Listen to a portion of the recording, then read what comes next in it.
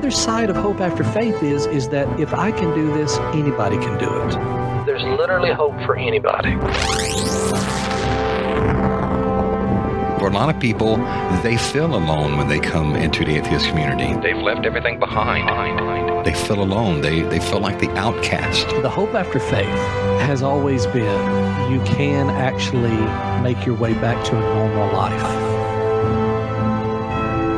At Hope After Faith, our mission is simple. We want everyone to feel at home here. Whether you're a questioning believer, consider yourself spiritual but not religious, or have moved on from religion entirely, you're welcome here.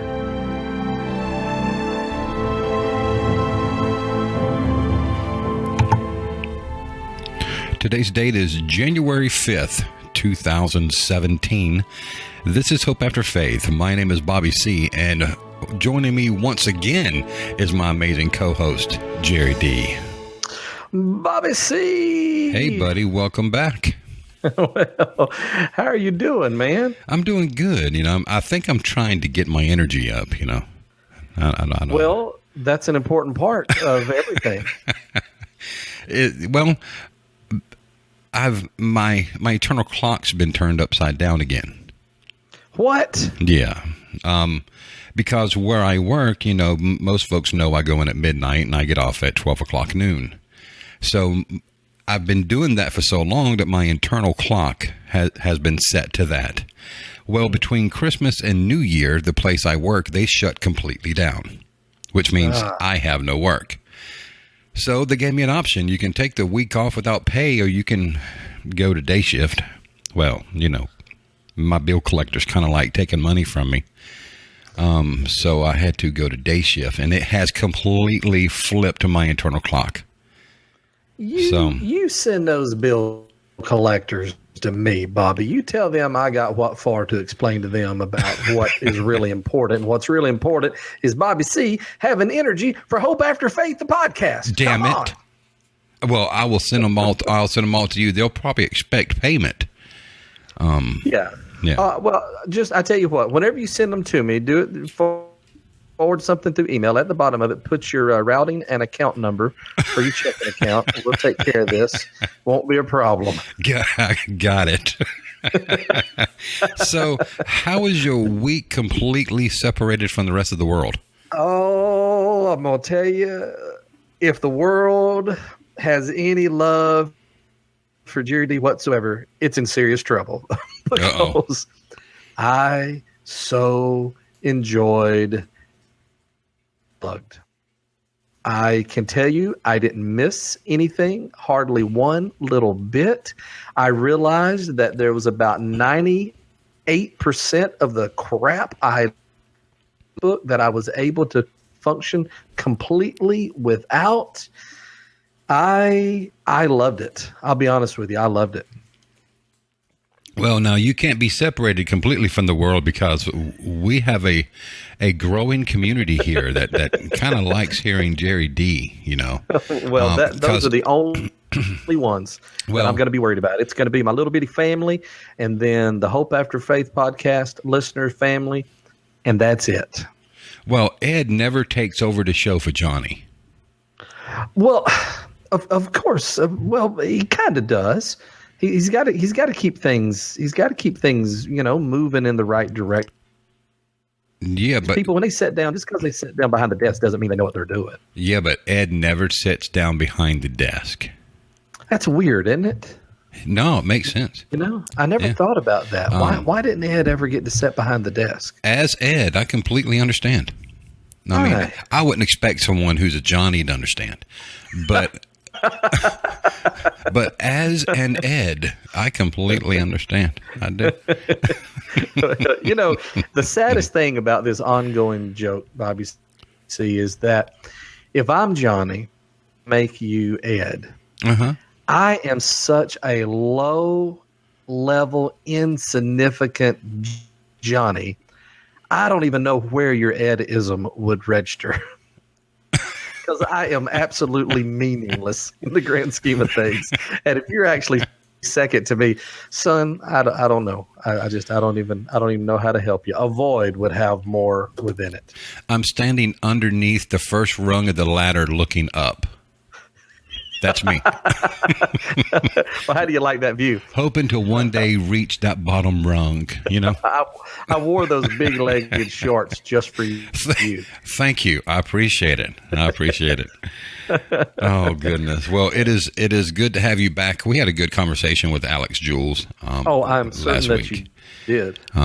He kind of made me hold out to the last minute. I was starting to wonder. I got to the point where I'm like, well, if he don't show up, I'm doing this thing by myself. And there's no telling what the show would have become, you know. Well, I just want the listeners to know that Ed, Bobby C, actually suggested that maybe through the holidays, it might not be not to have a show. Obviously, his love for the listeners completely overran that little bit of insight for the moment. And so had you not do the show on your own, I am certain that it would have been fabulous. I certainly hope so. Folks, we are having a little bit of sound quality issues from Jerry's side. So I thought that was just in my ears. No. That's for everybody. Everybody can hear that. Yeah.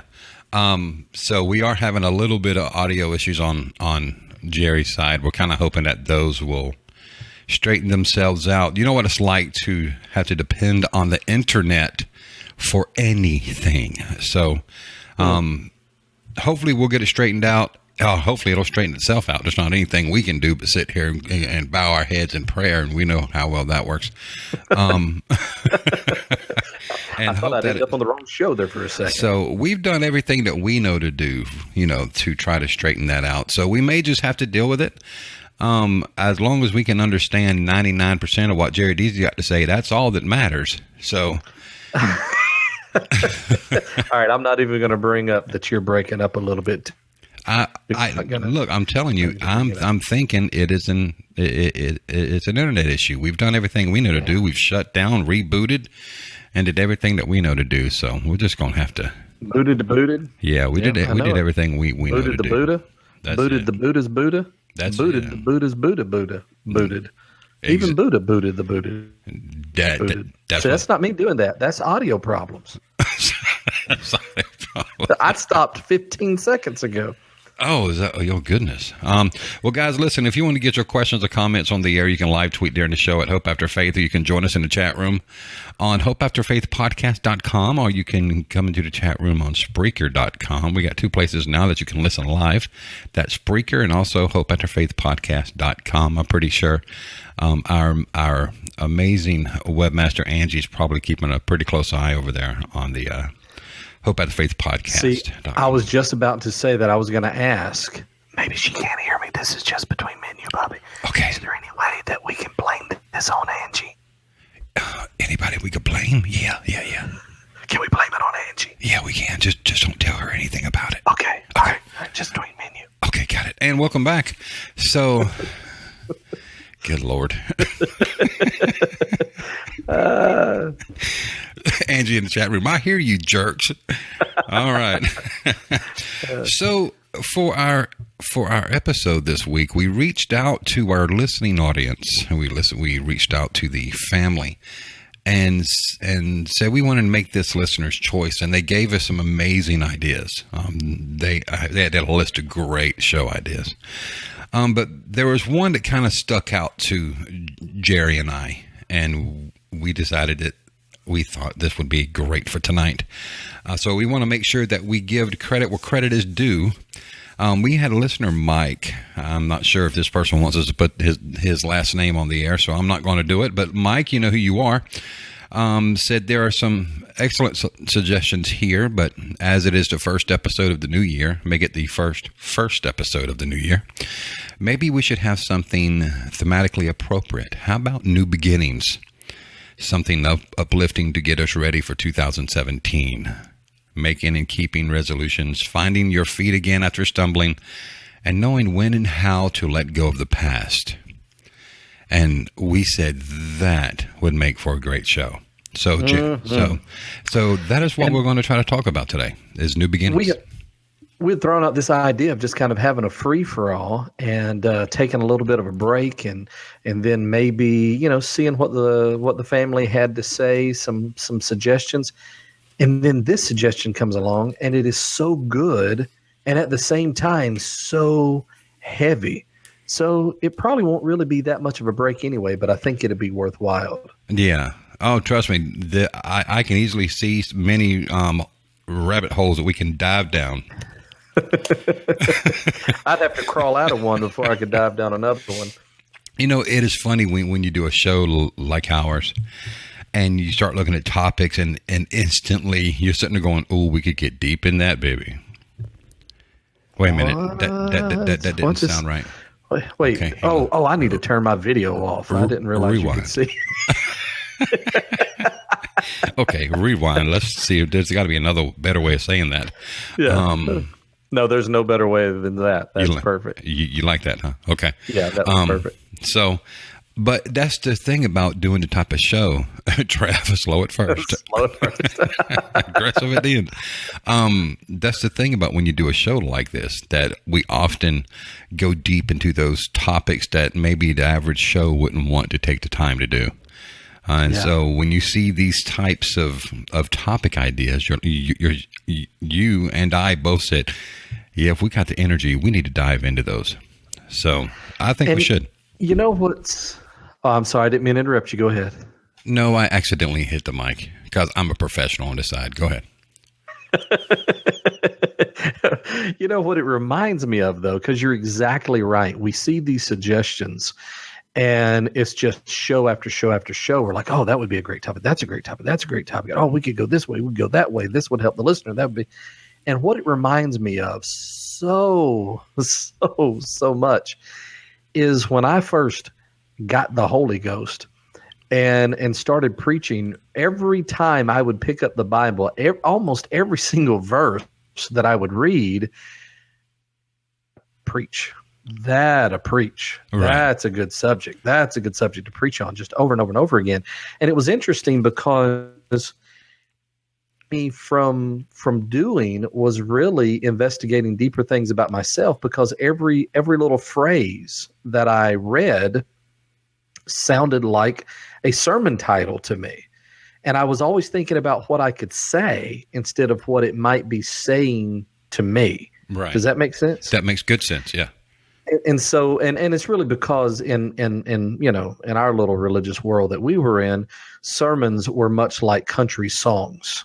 Yeah. The title was the hook. Right. Dog barking at the moon. Whatever it is, and you base the whole sermon off of this title or vice versa. But how this is different, that's the way that it's similar. Is everything we see, it's like, oh, this would be really good. This would be really good.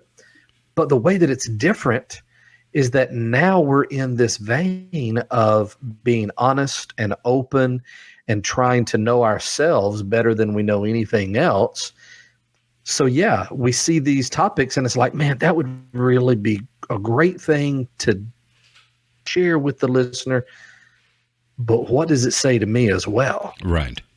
Where am I at? Exactly. What is this, how does this translate into my life? And so it's exciting. It's similar, but also different. I can remember spending my time as a Christian and how you could just about make anything into either a sermon or an article or something. Sure. And there's one that I wrote, gosh, I bet it was 30 years ago, that even today still sticks in my mind, how I used the moon as a metaphor for Jesus. Yeah, figure that one out. As the reflection of the sun, but I did SON, of course. Yes. Sure. And wrote this long article, and used the reflection of the sun onto the moon, as a reflection of the sun. And absolutely. It was crazy. And even today, probably 30 years later, I still have that in my head. Right. Why? Hell, I don't know, but it's still there. Well, it was a great thought, and it's obvious that our brains love to put these patterns together, and whenever that pattern really makes sense and works for you, just because you don't necessarily believe all or any of the elements of the pattern anymore, it doesn't mean that the puzzle still doesn't look good on the wall. I mean, Right. it might be a picture, a puzzle picture of someplace you don't want to go anymore, but all the pieces still fit at the time was kind of cool. Yeah. And for some reason, it's still there. I don't remember the article verbatim, but I remember, certain points of it. So yeah, it's funny. Go ahead. Oh, I was just going to say very quickly, it's interesting because those types and shadows actually are talked about in the Bible, suns and moons, reflections, those kind of things, and being oneness Pentecostals instead of Trinitarians, as you Baptists were, we could actually use the sun as the Son, S-O-N, and the church as his bride, the smaller object. We were to reflect the light to the world. Ah. That'll preach, brother. That'll preach. So Mike gave us some amazing ideas for a show tonight. So why don't we go ahead and get started? We're about 15, almost 17 minutes into the show now. It's good to already 17 minutes. I know. Time flies when you're having fun. But I can tell you, it is so good to have you back, Jerry, and have you lay your wisdom down upon us.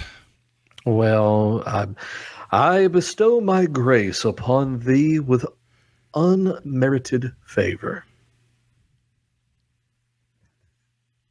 Wow. Okay. All right. So, how did you like that silence? Kind of made you nervous, didn't it? Yeah, I was like, hello? Really? This dang Google Hangouts completely shifted the gear? I was struggling. Where's my crickets? Dang, I don't have my crickets. You're welcome. You're welcome for that. I love you. All right. So let's talk about new beginnings. One thing about the New Year's is a lot of people make New Year's resolutions with the idea that there's something they want to improve about themselves, or there's something that they want to change that they didn't like in whatever their situation is. Essentially what you can call new beginnings. Right. So when we think about new beginnings, the new year gives you an opportunity to do that. Why you need the beginning of a new year to do that, I don't know. I think that's something that can be done at any time, but for some reason, a new year seemed like a good idea. I have Ashley sitting across from me, and she's making hand gestures and faces at me and really treating me. Why? What kind of hand gestures? Take a picture, post it. She's treating me really, really bad, Jerry. And Why? If I turn your microphone on, Ashley, you need to behave. Yes, sir. Okay. Say hi, honey. Hi, honey. Okay, bye. So, it always makes me uncomfortable when she calls me honey in front of you.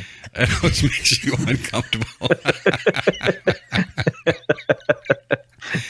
Yeah, for the first time, she's able to come home and not have a laptop in her lap till midnight working. Yeah, and Bobby says I'm only allowed to come in and take over the show when it's a fun, not so serious show. So, and I keep hearing y'all laughing, so I thought, what a perfect opportunity to come in and just, derail the show. Oh, right. You got here just before it happened. All of a sudden, I heard dead silence. I thought, damn, This is this is a PG-13 show, family-friendly show over here. Ashley? Well, damn is in the Bible. What? The word damn is in the Bible. So, new beginnings, Jerry. It's damned. Same thing. It's that damned dog. Got it. So, what do you think about the idea of new beginnings? Well, I'm with you. I think that it's interesting that we place these moments on the calendars of our lives, and in reality, basically fictional, You know, Right. the new year, there's really nothing technically, physically new about it. Have we orbited the sun one more time?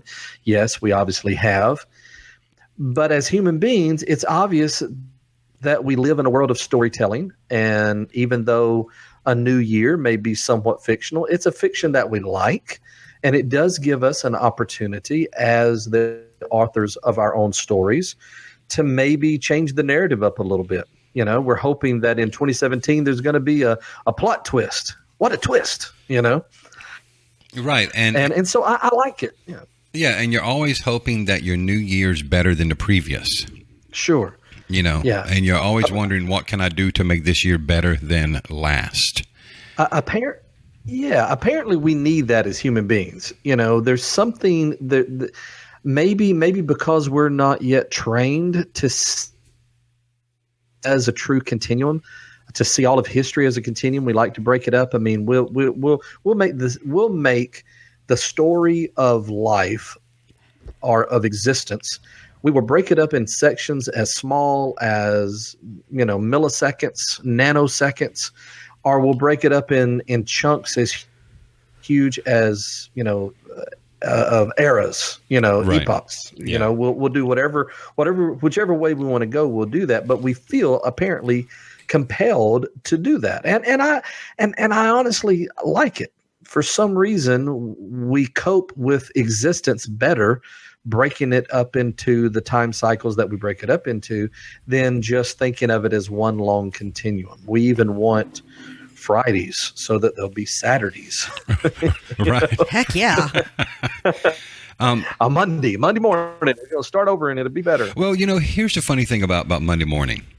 We would hate Tuesday morning if Monday was a part of the weekend. Oh, sure, absolutely. No.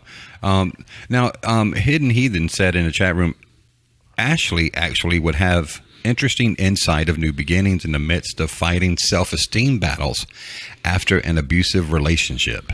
Wow, that went heavy. Tell it, that's the way it is. I always Hidden Heathen gets this show. look. I always bring the heavy. Wow.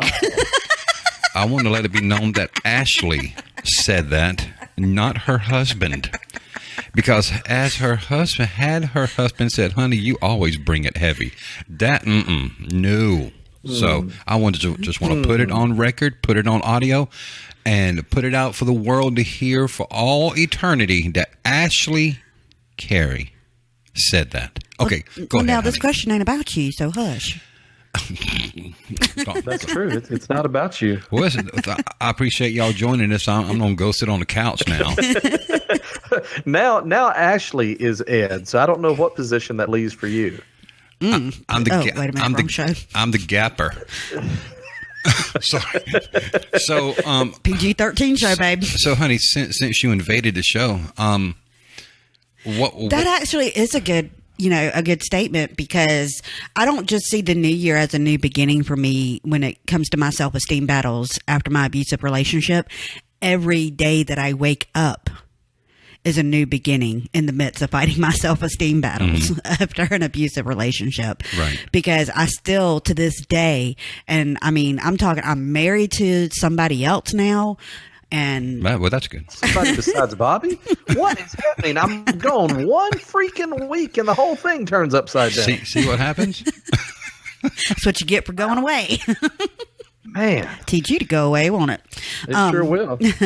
But that, I mean, even though I have literally moved on and I'm now completely away from that relationship, except for my kids, of course, I still fight that battle every day, because I still, even if he calls my cell phone about the kids or something, I cringe. And I still wake up with that, just that feeling of, oh my God, is he going to call me today? Or, I have to go pick my kids up today and I'm going by myself. Now, granted, nothing's happened, in probably over a year, but I still have that, can I do this, or, is this something that I'm going to be able to do without having Bobby, my protector there, with me? And, so it's still something that I fight every single day. So every day is a new beginning for me. And each day that I get through it, knowing that I was strong and I held strong to who I am now, it's a victory for me. Exactly. I agree with that. Well, and it sounds like to me, I mean, just, tell me if I'm right about this, Miss Ashley, but it sounds like that we can overestimate how we can change the effect that things have on us just by thinking about it. Yes. We're told, well, don't worry about it, don't think about it, don't let that bother you, those kind of things. But the reality of it is the abuse that you received, the experiences that you went through, they physically changed your brain, and that happened in fast and dramatic processes.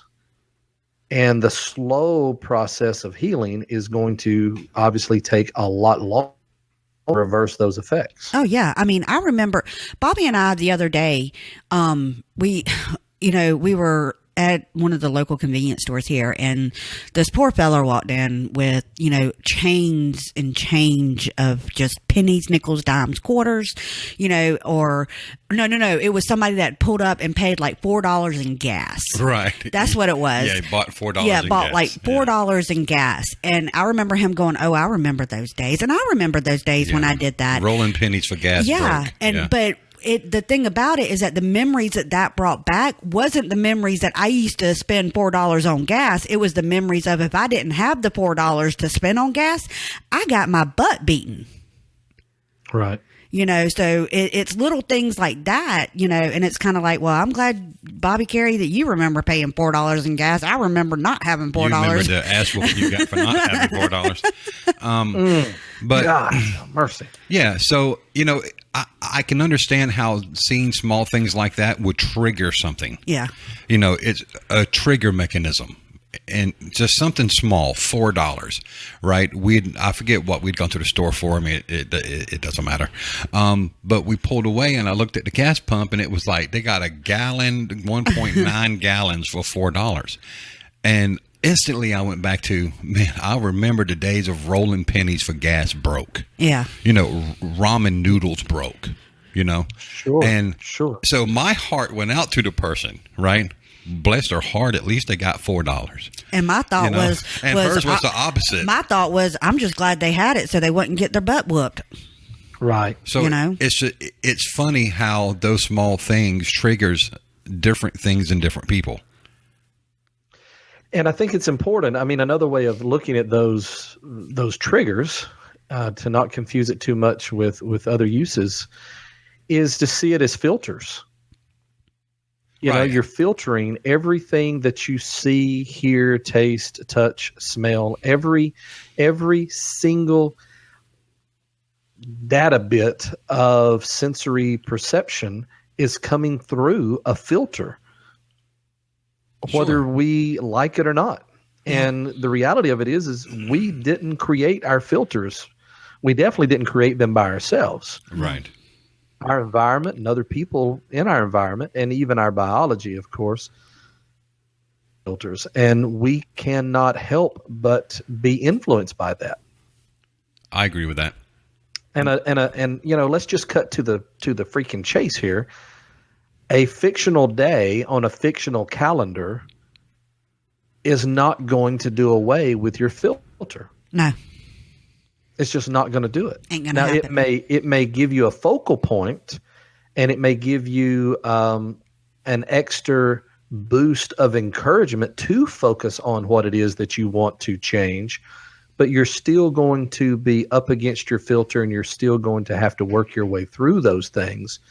Just flipping the sheet on a wall calendar isn't going to make that difference. I don't think. Maybe it does for somebody. Right. So that segues perfectly into finding your feet again after stumbling. Right. How do you find your feet again when whatever it is triggers something inside you? Or, honey, you don't have to put your hands Oh up. yeah, that's right. We're not on. You don't have to put your hand up to speak, honey. Are you raising your hand? She to get did. She raised her hand like, oh, call on me. You know, like she's in school. It's like me and Jerry are up against each other. Ooh, ooh, ooh, ooh. Ooh, but you raised your hand like a good girl. Go ahead. Step by step. I know it. No, that's how you do it. How do you get back on your feet? Step by step, day by day. Yeah. You can't. I mean, you wake up in the morning just like me. You know, I wake up in the morning and I have that fear that if somebody that he's going to call me and complain or fuss at me or something because of something I might have said to the kid. You know, so I think to myself, okay, how am I going to handle this? And my first thought now is MFer, but you know,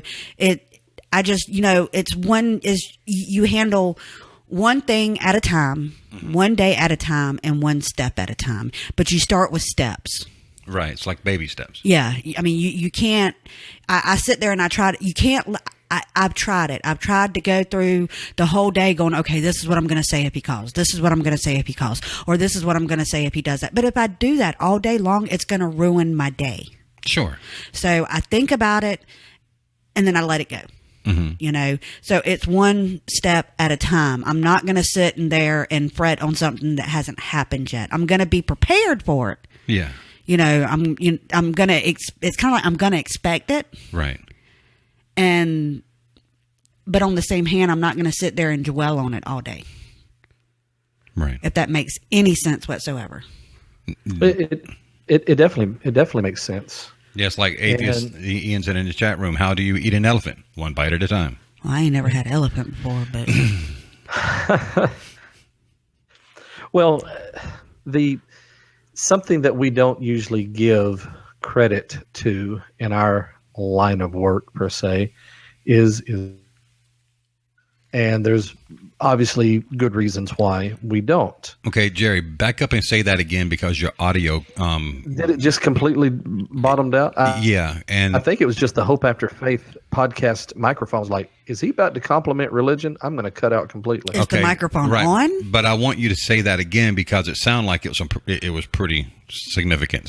So say that again. Well, I was simply saying something that we don't always give credit to in our line of work is to religion or religious thought. Okay. But if you take out all the things that we know should be taken out, and you just the millions and millions of people that have lived lives similar in some fashion to ours over the countless. These are people who have experienced what we're now experiencing, dealt with in the past, what we're now trying to deal with in our own lives, and have expressed thoughts about how they deal with it. And even in the Bible, with all of its problems, it talks about to fall 7 times is to rise 8 times. Right. Or whatever the number is. It's been too long since I've read that. But what it tells us is that for as long as there have been people similar to us, there have been challenges that the only answer for those challenges was to acknowledge that you fell down and then to get back up. And that was it. Yep. You know, that's all there is. That is the beginning of new beginnings, is just getting back up. Eventually, I began to judge my progress not on never failing at anything, but on how quick I rebounded. Mm-hmm. You know, did I stay down a week? Now I was only down for 5 days before I got myself straightened back out, and I begin to see that as progress. I can agree with that. Yeah, I can agree with that. Very much so. How you handled the battle at the time, how you handle it, and how long you handled the battle at the time. Yeah. Right, and what doesn't kill us make us stronger. Right, it's knowing when and how to let go of the past, which is the third thing on our list here. It's amazing to me how our conversation just moves down this list of things that the listener Mike gave to us. But it's knowing how and when to let go of the past, right? I don't know if you're ever be able to let go of the past, because I think our present right now is in some way shaped by our past. So I don't think you ever let go of your past, but you can learn to use it as a stepping stool, if you will, to something greater in the future. Learn from it, appreciate the lesson that you got from it. Just don't hold on to it so hard, right? So much so that it creates a problem. So, like I said, I don't know if you can let go of it, but you can damn sure use it as a learning opportunity. Well, and what we do know, I think this is an experience that everyone is familiar with. Every so often, even in the most severe situations, you find yourself with at least a certain amount of flexibility of being able to choose what it is that you focus on. Right. Now, sometimes you can't. Lots of times you can't. Lots of times it just takes over your mind and you don't even realize that you're obsessed with particular thoughts until something wakes you up out of it or forces you out of it or it runs its course. But every so often you do have a little gap there that you know that you can make a choice to go this direction or that direction. Right. And which direction you choose to go is dependent upon what you choose to focus on at that moment. It's like the old analogy of two people go to a party. One guy sits down to where all he can see is this couple fighting on the couch in front of him. Another guy goes out back and sits down and watches everyone dancing, right, under the moonlight. And so later on, their friends ask him, well, what'd you think about the party? The first guy says, that party was horrible. All anybody did there was fight, because that's all he focused on. The other guy says, oh, it's the greatest party I ever went to. All anybody did was dance, Right. And it really is about focus. Now, I think where we have to be fair and not slip off into guru, woo-woo self-help kind of stuff is to acknowledge that oftentimes you don't have control over those thoughts because you're not even aware that that's what's happening. Absolutely. But I just want to emphasize, in those brief moments when you do have clarity and you do have that moment of choice, that's when you make all the difference in your emotional life, at least. Hidden, focus on something more positive. Right. Hidden Ethan in the chat room said, do you think atheists actually deal with the past more honestly than theists? I'll let Miss Ashley go first. What was the question? Pay attention over there, Miss Ashley. Well, I'm sorry, my laptop died, so I went to go catch up on the comments in the chat room on my phone. Okay. Then you should have seen the comment. It was, do you think atheists actually deal with the past more honestly than theists? No.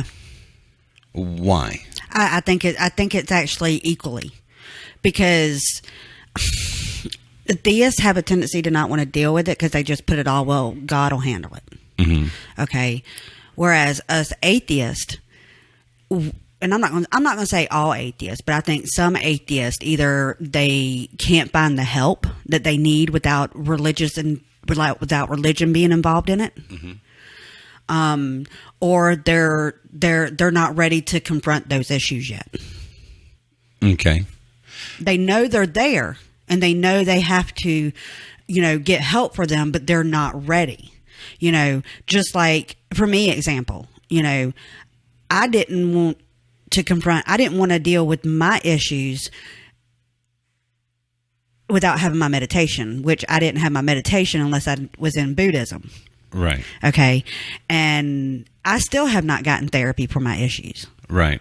Should I have gotten help? I probably should have. Mm-hmm. But there are a lot of those things that you actually work through meditation. Right. But I did work through them through meditation. Sure. It was the meditation that helped me get to the point to talk on the show about it. Got it. On No Religion Required. Gotcha. Like that plug, huh? Yeah. and it was through me being able to talk to other, be able to talk about it on the show. And people started reaching out to me saying, hey, I've been through the same thing. How did you do that? So finding that support is what helped me get through it. But not every atheist has that support. There's an atheist sitting out there right now, and we may know them. Sure. But there's an atheist that's sitting out there right now who's probably going through the same thing that doesn't have anybody to talk to. And probably might live in the Bible Belt where all the therapist nutheads are religious nuts. Right. So they can't go and get the help that they need without somebody going, well, do you have faith in the Lord? Right. So I think it's done equally. Which is why we wanted to start this show, was so that those people that are living in the Bible Belt that don't have anyone to listen to can find a show that does dive into those topics and maybe help them through whatever it is they're going through. Sure, we're not sitting there face to face talking with them, but I would hope that we're able to dive into some topics that maybe other shows don't dive into, right? That they can find their hope after faith. Right. It's just like what atheist Ian said, and I completely agree. In situations of grief over the passing of loved one, I think atheists address the finality of it better and tend to address real feelings of their grief.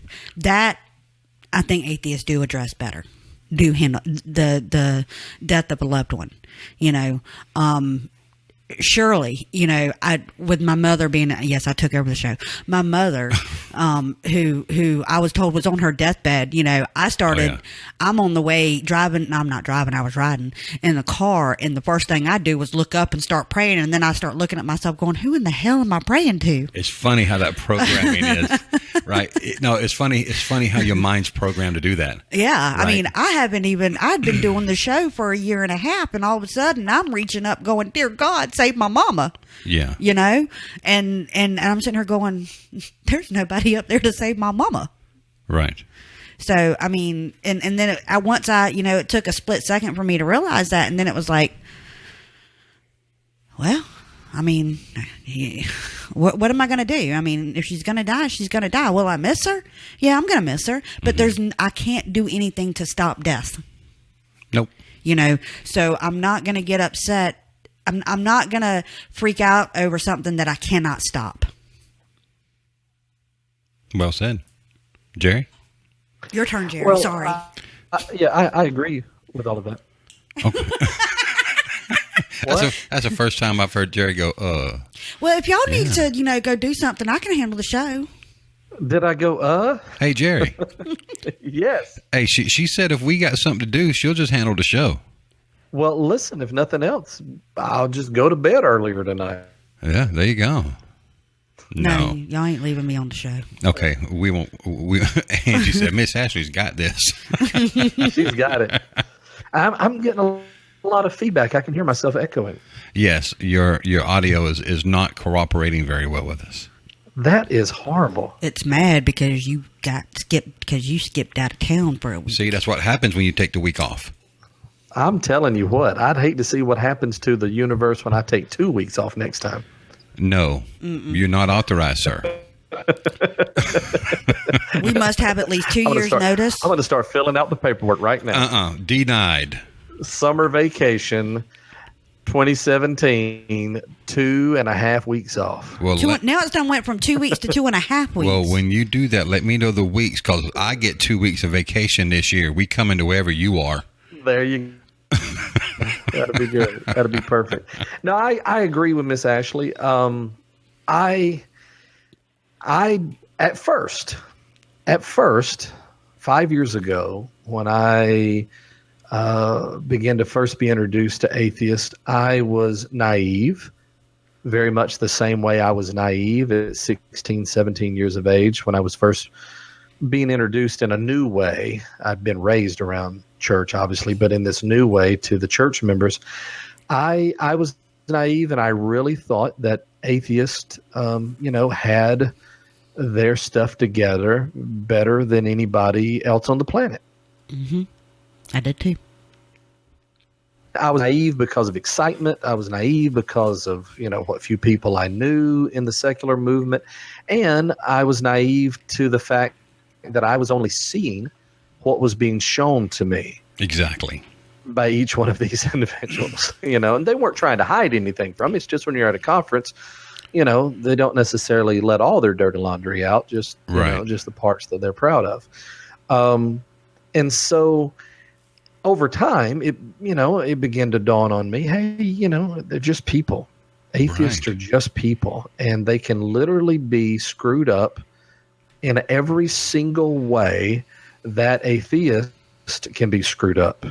And I wanted to say other than, theology, but religion is so much more complicated than a professed faith in the supernatural. Religion can literally penetrate every other facet of our lives as well. And so I know atheists who are just as what I would call religious, probably not what Dawkins would call religious or other people would call religious, but what I call religious. And so I, in good conscience, give atheists any more credit about having a better hold on life than anybody else. Because I've definitely met theists that, at least from the, have just as good of a grip as any atheist I've ever met. I would agree with that. Because I think that even though we no longer hold to superstition and hold to that belief, doesn't mean that those parts of that belief that have been so deeply ingrained into our minds isn't there. It's like Ashley said, when we were driving from Florida coming home because her mom was on her deathbed, something tripped inside of her to pray, even though she knows she does not believe. Right. There's still that thing within us that trips, and instantly we're going back to whatever that was. Well, you got to think about something too. I was talking to your microphone for me. I don't know. Much better. Really, really young when I met you, so I'm, I had at least. All right, hang on. You wasn't 14, honey. You make it sound like, well, I was fresh out of preschool when I met you. No, I was. Okay. I think I was hitting my 30s. Bobby, that says more about you than her. Exactly. Thank you. I think I was a hot 14-year-old. I wouldn't do well in prison, honey. I thought you were about to say, never mind. I think I was like in my 30s. You were in your 30s. Okay, honey. I was in my 30s. 34. Thank you for pointing that out. But you're going to be 40 this year. I was in my 30s when I met Bobby, and Bobby was introducing me to Buddhism. So I still had religion in me. Even during the Buddhist times, because that's, people consider it a religion. But it wasn't until I started doing No Religion Required 2 years ago that I started taking religion out of my life. So I'm a Hari now, and what's that? I'm a Hari now. What? I turned Hari this year. Oh, you turned 40 this year. Yes. You So that's a lot better than what it sounded like. Yeah. It sounded like horny, didn't it? Yeah. On this family-friendly show. Well, I'm on it, so. I had, just say 36, 37 years of religion in my life. I wasn't, I don't want to use the word indoctrinated because I wasn't as indoctrinated as like Jerry was. But Thank you very much. You're welcome. I don't think you meant that as a compliment, but I want to take it as a compliment. But I still, up until 3 or 4 years ago, thought there was a God. So, of course, last year, which would have been only 3 years, out of religion, I still, want to hit my knees and pray for somebody to take care of my mama.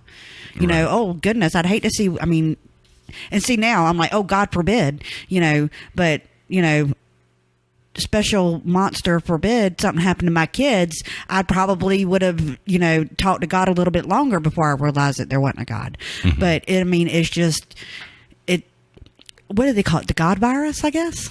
Isn't that what he calls? Isn't that what Darrell Ray? Yeah, Darrell Ray calls. Yeah. No, that's a perfect example of it. Yeah. It's the God virus. Wow, you pulled that out, huh? Way to go, honey. See, I do Good listen. Job. Wow. Sometimes. I'm impressed. Wow. Okay. She pulled up the God virus. Way to go. She hadn't even read the book and she mentioned it. Any of our listeners who have not read The God Virus, it really is worth your time. Yes. There's not a lot of books that I recommend just because I'm self-centered that way and would only tell you Hope After Faith is the only book that you need. It is. But I will say The God Virus really, really is good and really does describe and educate the reader on how that syndrome works. And at the end of it, once you understand it, you're far less likely to take people's religious reactions as personal. Right. Yeah. Yeah. Which is worth the price of admission. Absolutely. And if you want to find that book, it's on audio at atheistaudiobooks.com. It is in audio form. I think Daryl actually reads his own book. And you said that like Daryl can actually read. See, I took it like, what a privilege to get to listen to Daryl. Yeah, what a privilege it is to listen to Daryl say it. Leave it up to my wonderful wife. But it truly is a great book, and he goes into detail about the virus, and he explains how the virus makes a person do certain things. And if you haven't read or listened to that book, I highly recommend it. It is an amazing book. Now, I have it on audiobook, and I love it. I haven't read it or listened to it, but I've heard a lot of excerpts out of it. Now let me demonstrate for you level A+ of preacherism. I'm going to tie these things back together. Okay, go for it. Repent. I can't wait. No, not going to say that because I already saw that challenge in the chat room. You saw that too, huh? I did see Okay. that. Speaking of the God virus, this program, whenever we make these resolutions heading towards New Year's, on New Year's Eve, we're very conscious of the resolutions that we're making, and we understand the reasoning, and we understand how important it is to make those changes. And then by 6, 7 o'clock at night on New Year's, we find that we've already got our face deep in, the chocolate pie that we were never going to eat ever again. Right. Is this possible? Well, it's a version of programming similar to the God virus. It's just about a different subject other than religion. It's automatic programming that we are fighting against and we're having to work with. And it's the reason why that we have to be very, very conscious and of these make and not expect them to come naturally with the flip of a calendar, because it's not the God virus, but it's another virus. Right. It's another part of automatic programming. And one of the advantages that theists or let me say churchgoers can have if they choose to, or if they're so, psychologically inclined, that they have over atheist is you can, as a theist, as a churchgoer, you can use every Wednesday and every Sunday as a landmark reminder of what it is that you're supposed to be focusing on in order to change your behavior.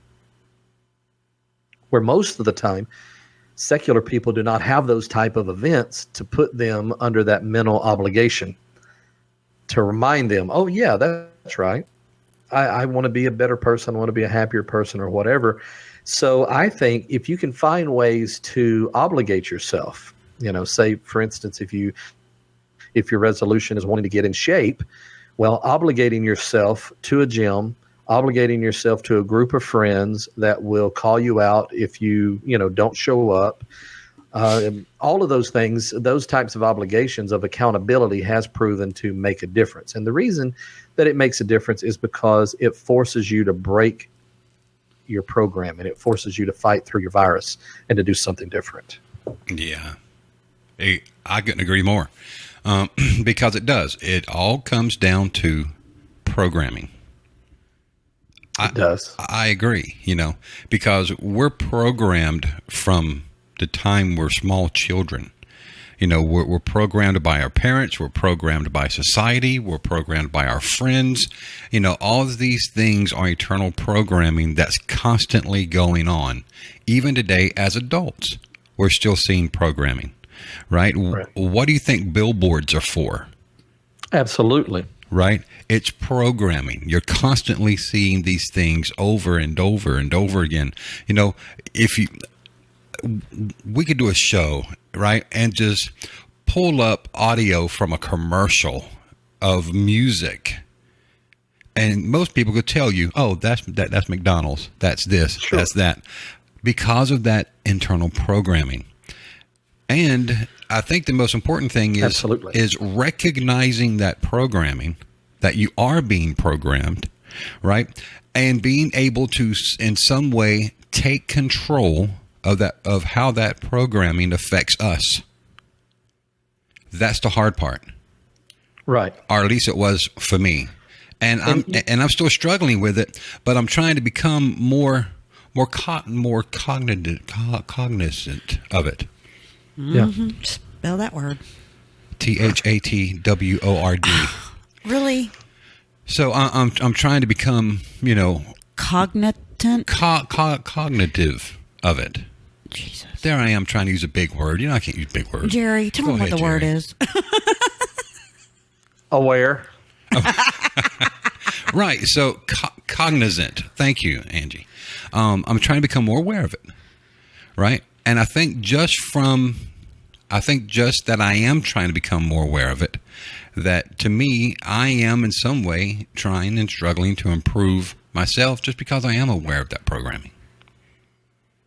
Maybe that's in my own twisted mind, and maybe it's my own twisted. No, way. I think you're exactly right, and I think that's what we are taught from the lighter, better sides of religion, also of psychology, and even philosophy. That we do have to make ourselves aware of these changes, of these new beginnings. There's not going to be a truly new beginning, most likely, if you're not focused on it.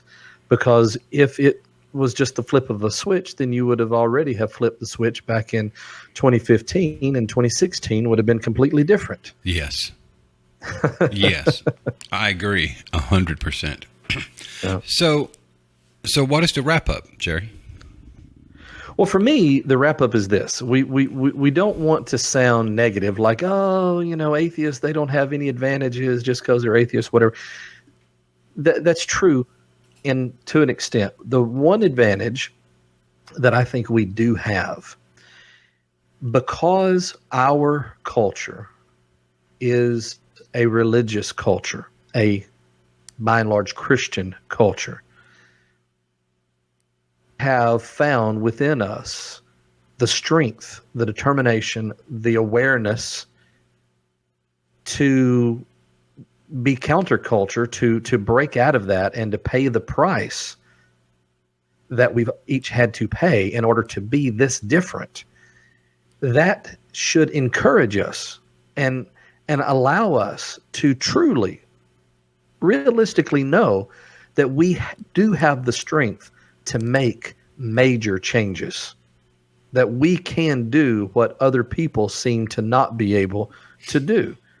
Not because we're atheists, but the fact that we are atheists in this culture shows that we as individuals possess the type of strength that it does take to be different and to have a new beginning. Yeah. Good wrap up. I would say, if I can put my 5 cents worth in, Gesundheit. Goodness. Let me turn your mic off when you sneeze. I'm sorry. If I can put my 5 cents worth in, I would say don't wait till January 1st to make a new beginning. I heard you say that, but I heard y'all talking about that, and that was the main reason why I walked over here. Uh-huh. Okay.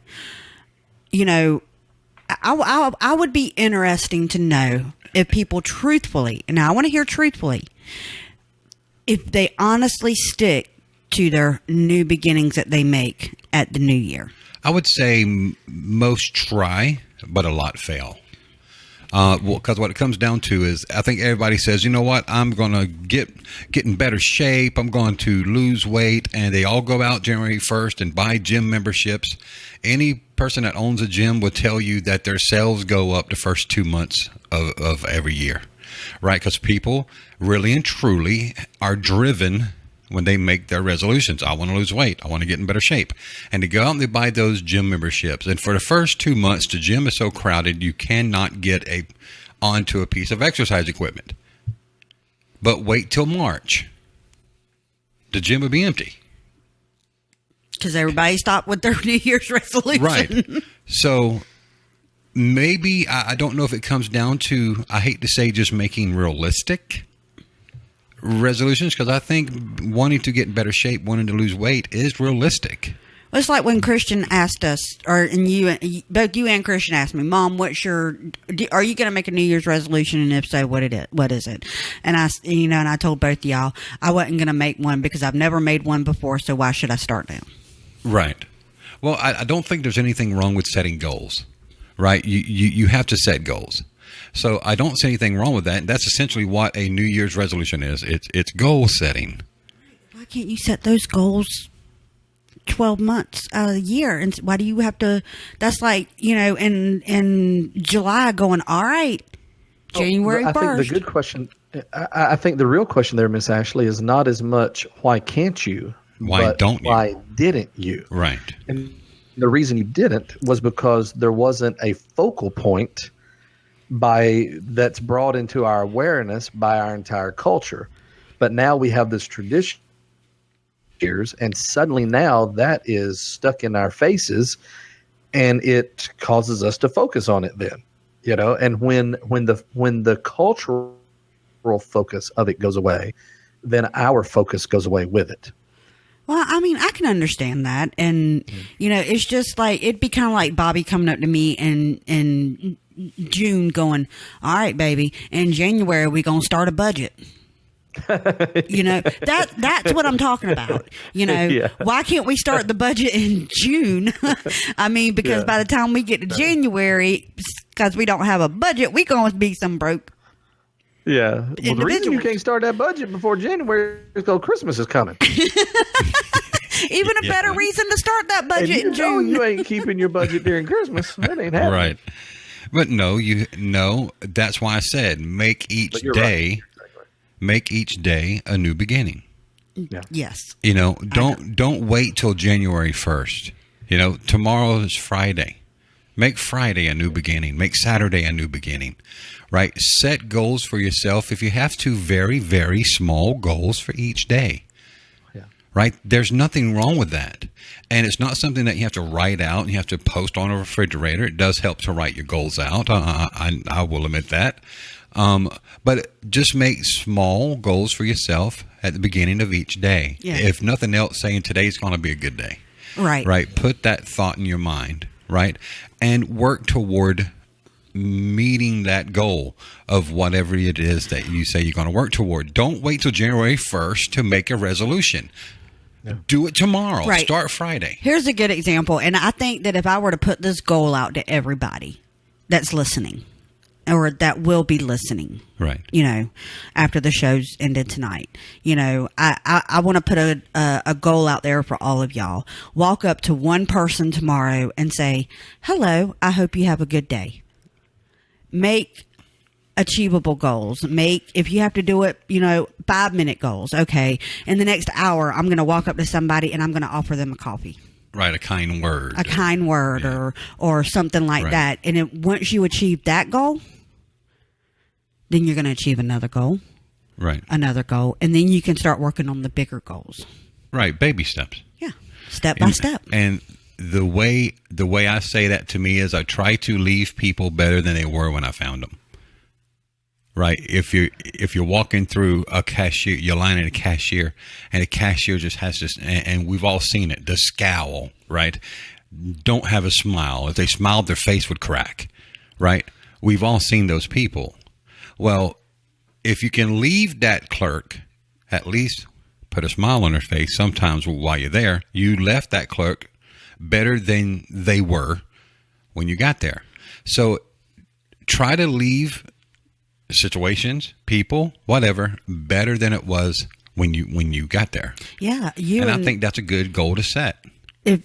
If and when you and Jerry's wife decide to ever leave me, y'all would be leaving me in a better place than what y'all found me. See, I'm automatically taking that wrong. Look, I just didn't say nothing because I knew I took it wrong. Mama didn't raise no fools. She said, when you don't have nothing nice to say, don't say anything at all. Look, Mrs. DeWitt taught me, not my circus, not my monkey, and it has so worked. I know. Ever since she has taught me. And Jerry has taught me, but at least go pet the monkey. Yes. Go pet, yes. Oh, hallelujah. Can I get an amen? Great goodness. Yes, Lord. Darwin. Oh, well, let me tell you. And Glory. And my husband has taught me, but baby, you are the monkey. Hey. Oh, wow. She has got this together. I'm telling you, you ain't no longer coming on this show. I promise you that. No. The bottom line is, folks, you don't have to wait to the beginning of the year to make a change that is going to improve your life. You don't have to wait till then. You can start now. You can start today. I was talking, Lord, my days are so messed up. I think it was yesterday. Scenic City Skeptic is in the chat room. That's Brian. Amazing guy, great show. Guys, go listen to it. They're only 3 episodes in, and let me tell you, they got their stuff together. I tell you what, I listened to it today, and I thought I was listening to me and Bobby. Yes, that's right. That's right. That's right. He and I were talking about meditation. You know, he's somewhat interested in the aspect of meditation. And meditation, yes, I know it seems woo-ish. I understand that. But meditation was so important in my life, not only as a Buddhist, but in general, taking that 5-10 minutes to sit there quietly, right? And go within yourself to listen to your thoughts. I was telling him, if he can sit 5 minutes and not think anything, that boy's enlightened. Okay? Because we have what's called monkey mind. And there's always this constant track running in our mind, this constant audio running in our mind. And I was just giving him some pointers about how to sit in meditation. So, and some would argue that meditation and prayer are the same because the Bible talks about meditation. And guys, trust me, there's nothing wrong every day taking 5 or 10 minutes out of your day, sitting quietly and recentering yourself. There's nothing wrong with that. Because when you pray, you're praying about something that's going on in your life, so you have that thought going in your brain. When you're meditating, that you have no thought. You do have thoughts. You do have thought. The only thought that you're trying to focus on in meditation is your breath. Breathing in and out of your nose and feeling that air in and out of your nostrils. That is the only thing that you are focused on. And trust me, people, it works. And it's hard. And it's hard. And it's hard. So there's nothing wrong, guys, with taking 5 or 10 minutes out of your day and just chilling. You know, we get so much put on us throughout the day, through our job, through our family, through traffic, through everything. It's nothing to get so frustrated throughout the day. Taking those few minutes to just get away from life for 5 minutes will make a world of difference in your life. So that might be something you guys can try. That could be a new beginning. That could be a goal you set for yourself. Is every day for 5 minutes, I'm going to take some time for me. There's nothing wrong with that. Sit in your car. I wouldn't do it while driving. Yes, don't close your eyes and go while you're driving. That's not good. But that is a goal you can set for yourself. 5 minutes a day, I'm going to take for me. Whatever that is. You agree, Jerry? I absolutely agree. And I think one of the things that it does that the both of you alluded to is that it puts you in the now. It puts you in the here and now. Yep. And it gets your mind off of your future troubles. It gets your mind off of your past issues. And that would really be the best of all new beginnings, is for there to not so much be a beginning to or a past yesterday, but a now life. Right. Actually living now. Because if you're not going to eat the chocolate pie, about not eating it tomorrow on your day of new beginning is absolutely, totally useless. Feeling bad about having eaten it yesterday is absolutely useless. The moment that will count is the moment that you actually have the chocolate pie, that now moment, and making that decision right at that very now moment. And that really is, as woo as it sounds, that truly is a life-changing experience, being in the now. I agree. It is. Randy Chapman said, well, I go to sleep every time I try to meditate. I do too. No. Look, that is how Ashley goes to sleep every night. Yep. Is through meditation. And what better way to go to sleep? If you fall asleep through meditation, man, enjoy your nap. Yep. That's one thing I told Brian is you're going to sit there in 5 minutes. Don't be surprised if you ain't snoring. I can honestly tell you that the nights that I have gone to sleep and it was meditation that put me to sleep, I've had a wonderful night of sleep. The nights that I toss and turn all night, I dream that Bobby is divorcing me and having, affairs with other women and, Jerry, and then I wake up mad at him and Jerry. Yes, Bobby. I have been in trouble before. Yes. For something I never even did. That she dreamed you did? She dreamed I did something, woke up mad at me because of something that I did in her dream. And how long y'all been together? Oh, 6 years? Yeah, 6 years going on 7 years. Can you imagine how many times I've gotten in trouble for something that Kelly Lee dreamed after 26 years? It's amazing. And so often with such clarity, I'll be like, well, did I do it? No, I wake up and she's standing over me. With a bat. And I'm like, morning. I can't believe you did that in my dream. I know you know better than that. He gets up and he says, well, at least you got the bat and not the gun. I'm like, hey, you know what?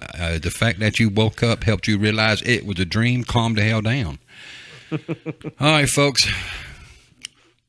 Ashley, thank you, honey, for joining us. You're welcome. Remember, it was a nice surprise. I wasn't expecting it, but I think you actually added something to our show this week. So thank you. Well, that's what I was hoping for. And, you did. I was over there. Good to hear your voice, Ashley. Oh, it was good to hear yours, too, now that I know that you're okay because you were missing for a week. I'm going to tell you what, when I'm gone that month, y'all are going to God, now it's a month. Wait, a month? It went from 2 weeks to 2.5 to now a month. When I'm gone that half year, y'all going to miss me.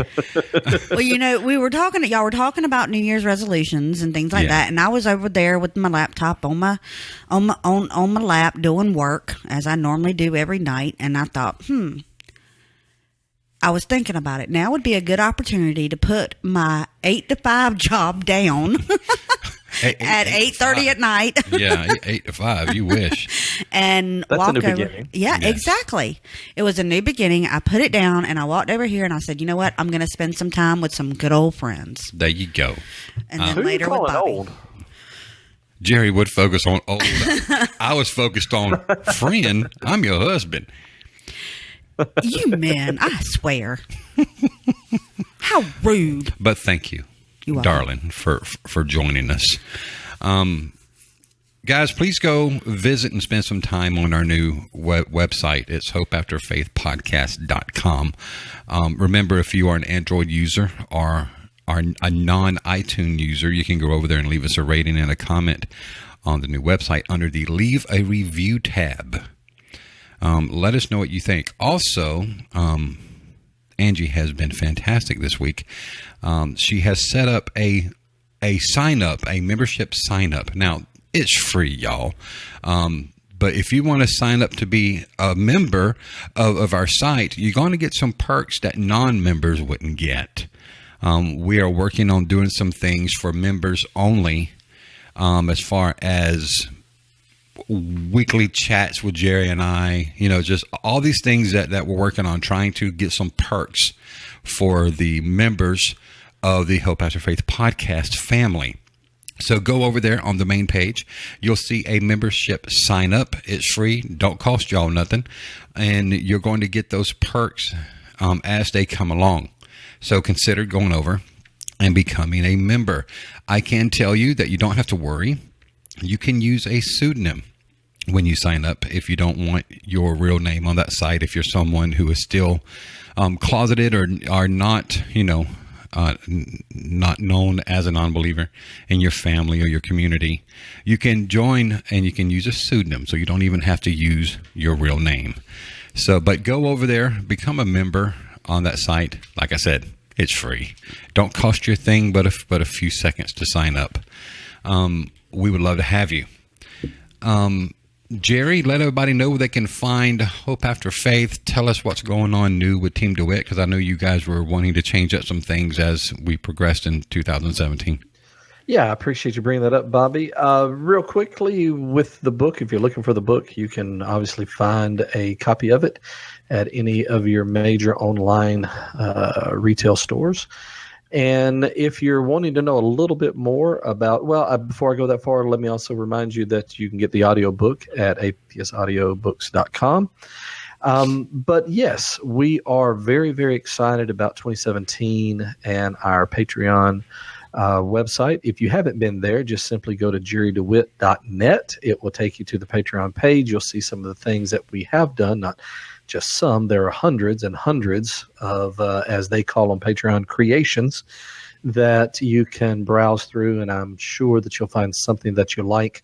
We've got a new schedule that we're working on. Paul and I have got some new videos that we'll be posting very soon, and then we're hoping to continue the creation of actually larger, not videos of just Paul and I, but larger productions that hopefully will be more shareable on social media, to try to continue to get the word out of Hope After Faith, but also trying to reach out to those ministers who are still very much trapped in one world, trying to make their way into another.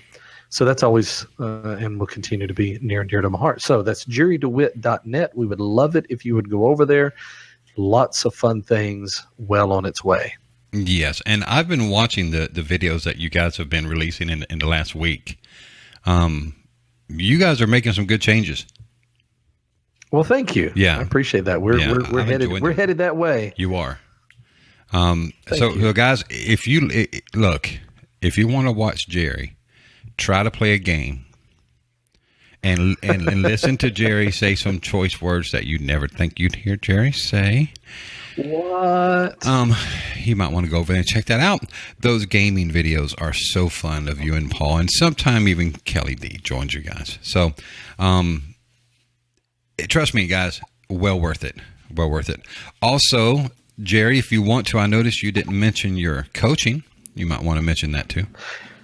Sure. So if you go to hopeafterfaithpodcast.com, then you will be able to eventually tab over to our life coach page. And I'll soon be taking more life coach clients. I'm a little reluctant of using the word life coach, but it's about the only thing that makes it understandable for most people. So please keep that in mind. Probably a little bit closer to April now, we'll have a brand new schedule open for more life coaching clients. Nice. And speaking of April, if you have not gotten your tickets for ReasonCon 3 in Hickory, North Carolina, you need to go ahead and get those. Trust me, I'm seeing every day people are buying tickets, setting up hotels, and everything else. We're looking at Aaron Ra, Lawrence Krauss, Matt Dillahunty, Callie Wright, and several other speakers that are going to be joining us in Hickory at ReasonCon. If you get VIP tickets to Friday night dinner, you'll be able to sit down, relax, and get to know the speakers, get to know Matt and Aaron and those guys. And there's going to be a concert Friday night. Shelley Siegel is going to be doing a concert that Friday night. So if you get VIP tickets, you get drink tickets and also dinner and everything else. And then we do the conference on Saturday. I am the master of ceremonies for that weekend. So I'll be emceeing the entire event. Go over to reasonnc.com for dates and times and hotel information. I hope that we'll see you guys there at ReasonCon 3 in Hickory, North Carolina. That's reasonnc.com.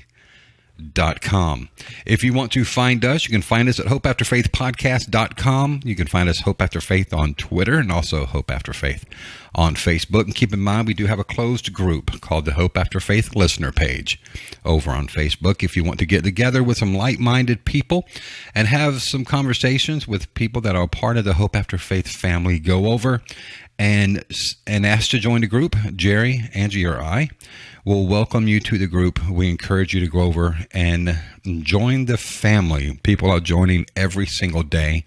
That group is growing faster than, oh boy, it's growing. So go over and become a member of that group. You don't have to worry about anything that you say in that group being released or anything like that. It is a great private place for you guys to spend some time with some and make lifetime friends with the Hope After Faith family. Well, Mr. Jerry D, do you have anything else that you would like to put out to our listeners? I think I'm good, Bobby C. As always, you've done a great job producing and managing this wonderful show. Well, thank you, buddy. I appreciate that. We're going to close this week's show with a song called House with No Walls by Shelley Siegel. Remember, she'll be in concert at ReasonNC, at ReasonCon 3, ReasonNC.com on Friday night. Well, for the Secular Media Network and Hope After Faith, until next week. Be brave, my friends. It makes you feel you say you need the shelter to get through all your problems. That's why you choose to live in a house with no walls.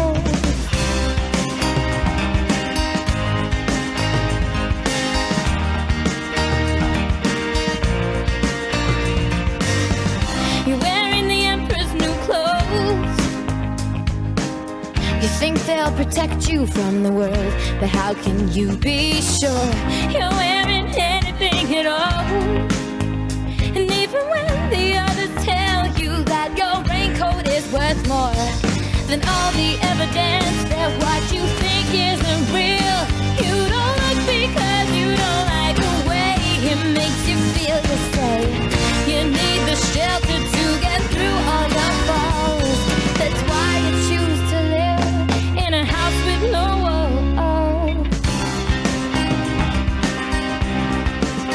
Why don't you build your shelter from the things we know?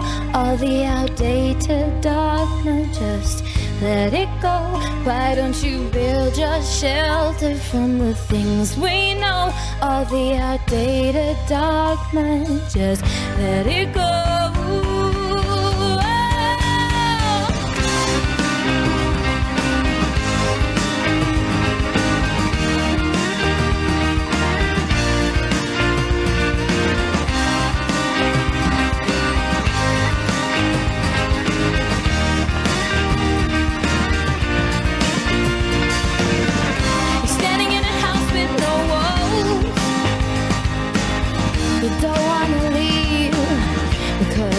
Feels like home. You're sitting in a house with no floors. You can feel the mud seeping in, but you just choose to ignore.